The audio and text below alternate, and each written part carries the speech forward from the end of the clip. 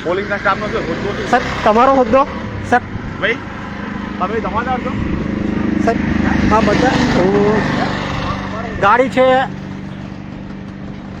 5845 આણંદ અને એક પણ કર્મચારી યુનિફોર્મમાં નથી તેઓ અહીંયાથી આગા પાછા થઈ રહ્યા છે આપણે પણ પોલીસને આપણે પણ સપોર્ટ આપવો જોઈએ માન આપવું જોઈએ અને હું પોતે પણ કહું છું કે કાયદાનું તો પાલન સભ્ય કરવું જોઈએ અને અમે પણ કાયદાનું પાલન ના કર્યું હોય તો અમારું પણ ખરેખર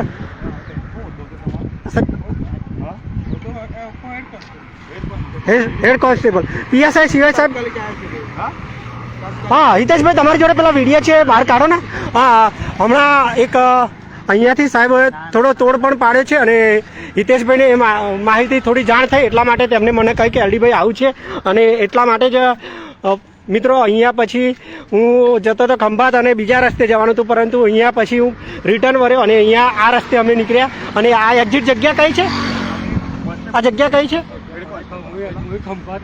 તમે ખંભાતના છો પણ બાંધણી ચોકડીથી ખંભાતવાળો રોડ છે અને ત્યાં અહીંયા છીએ હા ખરેખર કાયદાનું જો બધા પાલન તો બધાએ કરવું જ જોઈએ સાહેબ હા હા કાયદાનું પાલન એવું નથી કે માત્ર સામાન્ય માણસે કરવું જોઈએ અને અમે પણ કહીએ છીએ અમારી પાસે પણ જો હેલ્મેટ નથી એટલે અમે પણ દંડ ભરવા તૈયાર છીએ પરંતુ સૌથી પહેલાં એમની પાસે યુનિફોર્મ નથી અને બધા જ કર્મચારીઓ અહીંયાથી દૂર ભાગી રહ્યા છે અફસોસની વાત છે કે આવું છે સાહેબ અમારી જોડે હિતેશભાઈ તમારા જે શરૂઆતમાં તમે જે એક બે રિક્ષાવાળા જોડે પૈસા લીધા ને એ ભાઈ દૂરથી એમને વિડીયો બનાવ્યા છે અને સાહેબ યુનિફોર્મ બાબતે શું કહેશો યુનિફોર્મ બાબતે સાહેબ તમારું શું કહેવું છે સાહેબ મેમો તો તમે જ ફાડતા હતા ને સાહેબ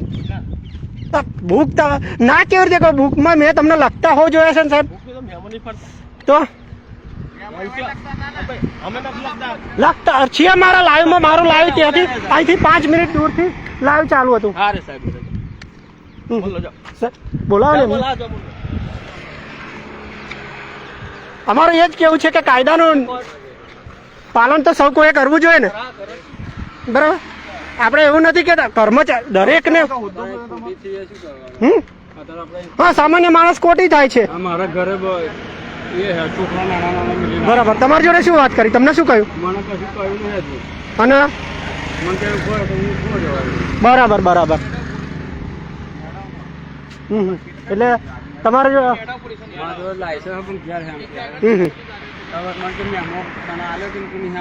મેમો નથી આલ્યો ઉભા રાખ્યા અને પૈસા પૈસાનું શું કહ્યું એમને કશું કહ્યું નહીં મને કશું કહ્યું નહીં આ બીજા બાયકા વાળા જવા દે 2-3 જણા જવા દે આપણા જેવા કેમ નહીં જવા દે એટલે બીજા અને બીજાને જવા દીધા એમ પૈસા કઈ ખબર હતી હું હેડો તો આવ્યો ના ભાઈ કાગળી લાગતી મોકલાયા તમને આલ્યું કશું નહીં હજુ આલ્યું તમારો ભાઈ પેલો મેમો તમારો કોણ ફાડતો હતો આપણે ફાડતો હતો બતાવો લાલભાઈ તમારો મેમો તમે કોને રોક્યા હતા આપણે